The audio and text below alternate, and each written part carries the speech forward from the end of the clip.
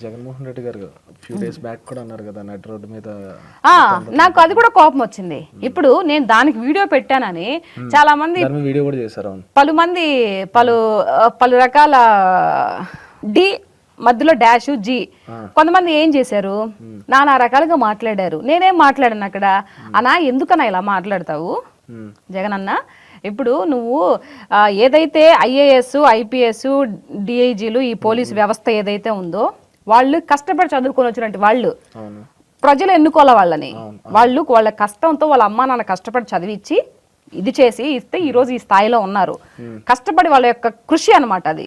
అలాంటి పోలీసు వ్యవస్థని నువ్వు బట్టలు తీసి వదిలిపెడతావు అని అంటే, అన్న నువ్వు ఎక్కడ ప్యాలెస్లో లేవు, ప్రజల మధ్యలో ఉన్నావు, ఒకసారి చూసి మాట్లాడు.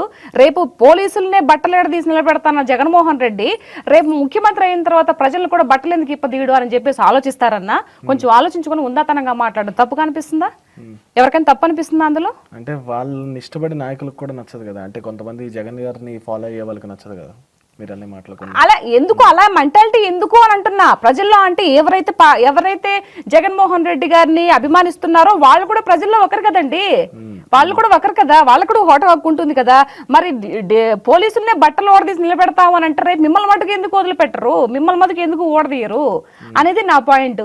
అందుకని ఇలాంటివన్నీ మాట్లాడబాకన్నా కొంచెం హుందాతనంగా మాట్లాడు. నువ్వు ఇంటికి పోయి హ్యాపీగా టీ తాగి పడుకో, వ్యూ చూస్తా అని చెప్పా. తప్పదా? తప్ప అని అడుగుతున్నా.